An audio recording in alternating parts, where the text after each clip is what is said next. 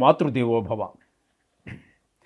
Yeah కుక్షి వివరే కృత్వా స్వయం రక్షతి సర్వతః నమామి జననీం దేవీం పరా ప్రకృతి రూపిణీం కృచ్ఛేణ మహతా దేవ్యా ధారితోహం యదోదరే తత్ప్రసాదాత్ జగద్దృష్టం మాతర్నిత్యం నమోస్తుతే.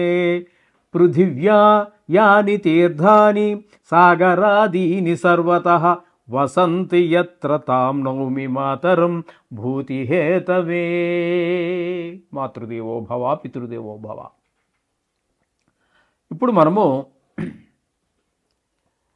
చాలామంది కోరిక మేరకు శని భగవానుడు అంటే ఈ రోజు నుంచే ప్రారంభమవుతున్నది 2026 సంవత్సరం.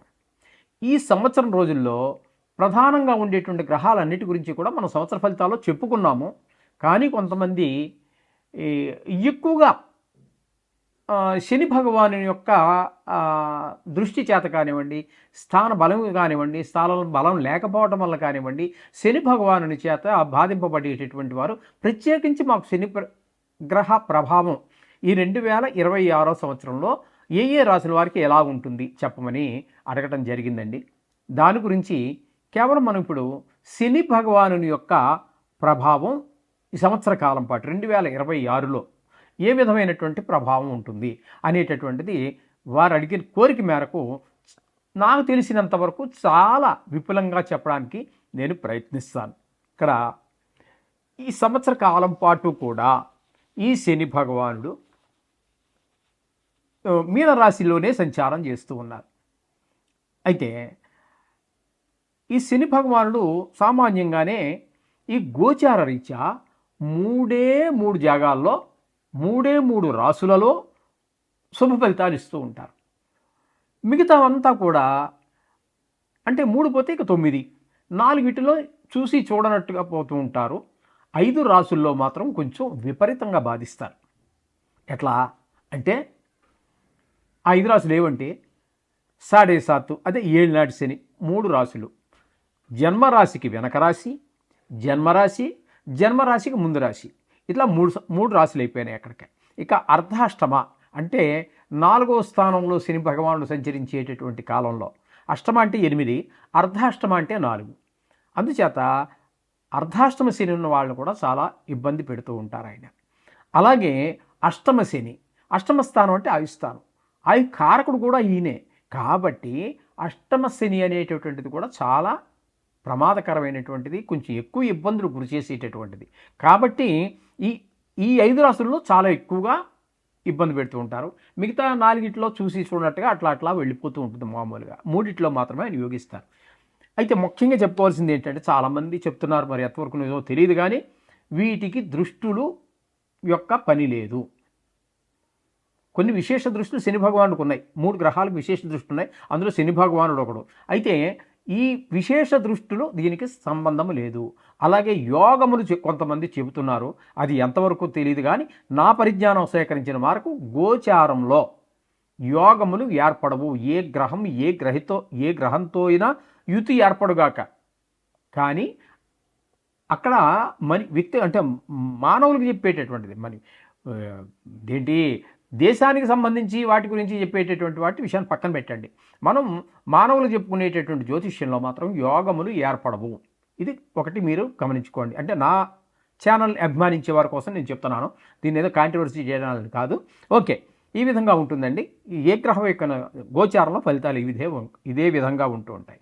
అయితే వీటి నుంచి మనం తప్పించుకునే మార్గమే లేదా అంటే ఉన్నాయండి, చాలా మార్గాలు ఉన్నాయి. ఇక్కడ ఈ శని త్రయోదశి అనేటటువంటిది మనకి త్రయోదశి రోజున శనివారం రోజున త్రయోదశి కనుక ఏర్పడినట్టయితే దాన్ని శని త్రయోదశి అంటారు. ఆ శని త్రయోదశి రోజున అంటే రోజు మనం పూజ చేసుకోవచ్చు, అది వేరే విషయం. ఆ రోజు మనం చేసేటటువంటి శని భగవానుడు చేసే పూజ మాత్రం చాలా విశేషమైన ఫలితాలు ఇస్తుంది. అందుచేత ఆ దోషాలు చాలా తొలగిపోయేదానికి అవకాశం ఉంటుంది. ఇటువంటి శని త్రయోదశులు ఈ 2026 సంవత్సరంలో 5 సార్లు వస్తున్నదండి. ఎన్నిసార్లు? 5 సార్లు శని త్రయోదశి వస్తున్నది. ఆ డేట్లు కూడా నేను చెప్తాను, మీరు రాసుకునేవాళ్ళు రాసుకోండి. 30 అంటే లేదంటే నేను కొంచెం మీరు రాసుకునేదాకా ఆగడం కుదరదు కానీ మళ్ళీ వినండి, రాసుకోండి. మీకు రాసుకోవడానికి వీలుగా ఉండేటట్టుగానే నేను చెప్తాను. 31వ తారీఖు జాన్యువరి నెల 2026 ఈ నెలే ఇప్పుడు జరుగుతున్నది. ఈరోజే 1వ తారీఖు కాబట్టి ఈ నెలలోనే 26వ తారీఖున ఒక శని త్రయోదశి వస్తున్నది. అలాగే 13వ తారీఖు జూన్ నెల 2026 సంవత్సరంలోనే మరి రెండోసారి వస్తున్నది. ఇక మూడోసారి ఎప్పుడు అంటే 27వ తారీఖు 6వ నెలలో 2 వస్తున్నాయి. ఇక్కడ చూసారా, 13వ తారీఖు ఒకటి వస్తున్నది, 27వ తారీఖున ఒకటి వస్తుంది, 2026. ఇది గుర్తుపెట్టుకోండి. అట్లాగే నాలుగోసారి 24వ తారీఖు 10వ నెల 2026 ఆ రోజున కూడా శని త్రయోదశి వస్తున్నది. ఇక ఐదోసారి ఎప్పుడయ్యా అంటే 7వ తారీఖు 11వ నెల అంటే నవంబర్ నెల 2026. ఈ 5 రోజుల్లో ఈ 5 సార్లు వస్తుంది శని త్రయోదశి అనేది. ఆ 5 సార్లలో మీరు ఈ శని భగవాన్ యొక్క దుష్ప్రభావం వల్ల బాధితులు అయితే ఎవరైతే ఉన్నారో, ఇప్పుడు మనం చెప్పుకున్నాం కదా, జన్మంలో శని ఉన్నవారు, అది కూడా ఏళ్ళ శనిలోకే వస్తుంది. ఒకవేళ జాతకంలో కూడా ఉందనుకోండి, దాన్ని బాలారిష్టం అంటాం. ఏ పని ముందుకు వెళ్ళనటువంటి పరిస్థితులు ఉంటాయి. ఆ విధంగా జన్మల్లో శని ఉన్నప్పటికీ కూడా ఈ ఏళ్ళనాడు శనే కాకుండా జాతకరీత్యా కూడా జన్మల్లో శని ఉన్నటువంటి వారు, అలాగే ఇక్కడ మన గోచారంలో శని ఉన్నటువంటి వారు 5 రాసుల్లో, ఈ అర్ధాష్టమంలో కానీ ఇట్లా ఈ 5 రాసులు మనం చెప్పుకున్నాం కదా, వీటిలో ఏ ఒక్కరైనా ఎక్కువగా బాధపడుతున్నట్టయితే వాటిని ఆ రోజున మనం విశేషంగా తైలాభిషేకం చేయించడం కానీ, లేదా నువ్వులు దానం ఇచ్చుకోవటం కానీ, ఇంకా కొన్ని కొంతమంది మీద మిగతా గ్రహాల యొక్క పరిస్థితి బాగలేనప్పుడు ఈ ప్రభావం మరింత ఎక్కువ అవుతూ ఉంటుంది. కాబట్టి అటువంటి వారికి కొన్ని వ్రతాలు చెప్పబడి ఉన్నాయండి. అవి నేను ఇప్పుడు చెప్పబోతూ ఉన్నాను. దీన్ని ఈ శనిదేవుని యొక్క వ్రతం అనుకోండి, పూజా విధానం అనుకోండి, అది చేసే విధానం ఏంటి, దాని ఫలితాలు ఏ విధంగా ఉంటాయనేది మనం ఒకసారి ప్రస్తావిద్దాము. మొట్టమొదటిగా మామూలే గణపతి పూజ, అది ఆదో గణనాయక, అంతే లేకుండా ఏ పూజ ఎప్పుడు ఏది జరగదు. కాబట్టి మొదట్లో గణపతి పూజ చేసుకోండి. తర్వాత మండపారాధన చేసుకోండి. మండపారాధన తెలుసుందే కదా, అంచేత మీకు తెలియకపోయినప్పటికీ పురోహితులు తప్పకుండా చేస్తారు. ఆ మండపారాధన అంతా ఉంటుంది. దానికి వాడేటటువంటి ఒళ్ళు అంటే అన్ని గ్రహాలు చేస్తారనుకోండి, ఈ శని భగవానుడికి ఉపయోగించే వాటిల్లో నల్లటి నువ్వులు వాడాలి. అలాగే అంటే రంగు వేసినవి కాదండి, ఈ మధ్య రంగు వేసి అమ్ముతున్నారు, తెల్ల నువ్వులు అని చెప్పి కొన్ని ప్రాంతాల్లో పండుతూ ఉంటాయి. ఆ తెల్ల నువ్వులకి రంగు వేసేస్తున్నారు, హెయిర్ డై వేసుకున్నట్టుగా. అటువంటివి కాకుండా అది కొంచెము స్నఫ్ కలర్లో, అంటే ముక్కుపొడి రంగులో, చింతగింజ రంగులో ఉంటూ ఉంటాయి. వాటిని మాత్రమే వాడండి. అర్థమైందండి? అంచేత ఆ నువ్వులు దానం ఇచ్చుకోవటం కానీ, పూజలో వాడేటప్పుడు కానీ ఆ నువ్వులనే వాడండి. అలాగే నువ్వులు దానం ఇచ్చుకోవడం కూడా ఒక ప్రక్రియ ఉన్నది. అలాగే నువ్వులతోటే దీపం పెట్టండి. నువ్వుల నూనె ఉంటుంది, ఆ నువ్వుల నూనెతోటే దీపం పెట్టండి. అలాగే వస్త్రం, మామూలుగా అన్ని గ్రహాలకి మనం ఆయా సంబంధమైన రంగులు సంబంధించి వస్త్రం పెడుతుంటాం కదా, అక్కడ నల్ల వస్త్రం శని భగవానుడికి పెట్టండి, ఇవ్వండి. అయితే ఆ రోజు పూజ చేసే విధానంలో ఆరోగ్యం సహకరిస్తే పూర్తి రోజంతా ఉపవాసం ఉండండి. లేదు అంత ఆరోగ్యం సహకరించదు, బీపీ, షుగరు, థైరాయిడ్ ఇత్యాదులు రకరకాల అందరికీ ఉంటున్నాయి కాబట్టి అటువంటి వారు అల్పాహారం కూడా తీసుకోవచ్చు. అలాగే ఉపవాసం ఉన్నవాళ్ళు ఉపవాసం ఉండవచ్చు. ఏదైనా ఈ విధంగా మండపారాధన అంతా చేయాలి. చేసిన తర్వాత ఈ దానం ఇచ్చుకోవటం, హోమము, అజపము ఇవన్నీ ఉన్నాయి. ఈ విధంగా ఆ పూజ చేసుకోవటం వల్ల ఈ ప్రభావం వీళ్ళందరికీ కూడా ఇప్పుడు మనం చెప్పుకున్నటువంటి 4, 8, 7.5 అంటే 7 నాటి శని ప్రభావ దోషాలన్నీ కూడా పూర్తిగా తగ్గుతాయి. తద్వారా వచ్చే ఫలితం ఏ విధంగా ఉంటుందయ్యా అన్నట్టయితే, ఆ ప్రభావం తగ్గడం ద్వారా ఆర్థికమైనటువంటి ఫైనాన్షియల్ ప్రాబ్లమ్స్ ఉంటే సాల్వ్ అవుతాయి, ఆర్థిక ఇబ్బందులు తొలగిపోతాయి. ఉద్యోగ విషయంలో ఇబ్బందులుంటే అవి పోతాయి, వ్యాపార విషయంలో ఇబ్బందులుంటే అవి పోతాయి. వ్యవసాయం చేసే వాళ్ళకు కూడా చాలా ఉన్నాయి ప్రాబ్లమ్స్, అటువంటి వారి సమస్యలు కూడా చాలా తొలగిపోతాయి. అలాగే ఇప్పుడు మనం పై చెప్పుకున్న వాటిలో ఆ దోషం పోవడం ద్వారా మంచి పురోగతి సాధించగలుగుతారు. ఉద్యోగం కావచ్చు, వ్యాపారం కావచ్చు, వ్యవసాయం కావచ్చు.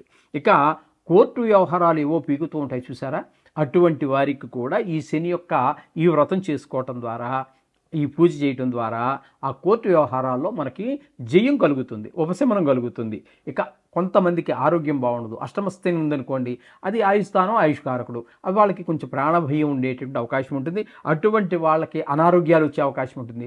వాళ్ళందరికీ కూడా ఆరోగ్యం బాగుండేటటువంటి ఉంటుంది, దీర్ఘాయుష్ వస్తుంది. అలాగే చతుర్థ స్థానం అనేటప్పటికి అర్ధాష్టమ శని అంటున్నాం, అది 4వ స్థానాన్ని మనం సుఖస్థానంగా చెప్పుకుంటున్నాం. ఆ సుఖాలన్నిటికీ దూరం అయిపోతూ ఉంటాడు. కాబట్టి ఈ పూజ చేయటం ద్వారా, ఆ శని భగవానుడు శాంతించడం ద్వారా మనం అన్ని సుఖాలు పొందగలుగుతాం. ఇన్ని ప్రయోజనాలు ఈ శని భగవాను యొక్క వ్రతం ద్వారా మనకు సంక్రమిస్తాయి. ఇది అందరూ గుర్తుపెట్టుకోండి. 1-4 సార్లు వినండి. ఇది ఖచ్చితంగా చెప్తున్నాను. ఇంతవరకు ఎవరు చెప్పి ఉండకపోవచ్చు, తెలియదని కాదండి, ప్రత్యేకించి శని గురించి చెప్తున్నాను కాబట్టి నేను చెప్తున్నాను. ఇది చాలా ఇంపార్టెంట్గా మీరు తీసుకుంటారని నా భావన. ముఖ్యమైనదిగా, చాలా ముఖ్యమైనటువంటి విషయంగా మీరు తీసుకుంటారని నా భావన. ఇకపోతే ఇందులోనే ఈ సంవత్సర కాలంలో అంతా ఇలాగే ఉంటుందా అంటే కొన్ని మార్పులు చేర్పులు ఉండొచ్చు. వక్రగతి, రిట్రాగ్రేషన్ అంటాం మనం ఇంగ్లీష్లో. దీన్ని వక్రగతి కూడా కొంత నడుస్తోంది ఈ సంవత్సర కాలంలో. అదేంటంటే ఎప్పుడంటే 2026లో 7వ నెలలో, అంటే జూలై నెలలో ప్రారంభం, 26వ తారీఖున ప్రారంభమయ్యి 10వ తారీఖు 12వ నెల డిసెంబర్ 26 వరకు కూడా వక్రగతిలో, అంటే సుమారుగా 137-138 రోజుల పాటు అక్కడ సంచారం చేస్తున్నారు. అయితే ఈయన ఇక్కడి నుంచి మళ్ళీ వెనక్కి వెళ్ళే ప్రసక్తి లేదు. ఆయన అక్కడే ఉంటారు, శని భగవానుడు అదే మీనంలో ఉంటారు, కానీ ఫలితాన్ని మాత్రం వెనక స్థాన ఫలితాన్ని ఇస్తారు. ఇది గమనించుకోండి. ఓకే, ఇది అందరూ గుర్తుపెట్టుకోండి. శని భగవానుడు ధనురాశి వారికి 2026వ సంవత్సరంలో ఏ విధమైన ఫలితాలు ఇవ్వబోతున్నారు, మంచి ఫలితాలు ఇవ్వబోతున్నారా, చెడ్డ ఫలితాలు ఇవ్వబోతున్నారా తెలుసుకుని పరిహారాలు తర్వాత మాట్లాడుకుందాం. ఇప్పుడు 4వ స్థానంలో ధనురాశికి శని భగవానుడు మీనరాశిలో సంచారం చేస్తూ ఉన్నారు. ధనురాశికి ఏమవుతుంది? అది 4వ స్థానం అవుతుంది. 4వ స్థానంలో దీన్ని అర్ధాష్టమ శని అని కూడా అంటారు, మనం ఇందాక వివరించుకున్నాం. కాబట్టి అది కూడా మన సుఖ సంతోషాలని దూరం చేసేటటువంటి ఒక చెడు స్థానమే. కాబట్టి దాని పరిష్కారం ఏంటనేది చూద్దాం. అక్కడ ఇస్తున్న ఫలితాలు ముందు తెలుసుకుందాం. ఇక్కడ వాతశూలం మనః క్లేశం స్వస్థానహానికృతు ప్రసూతి దేహపీడాజ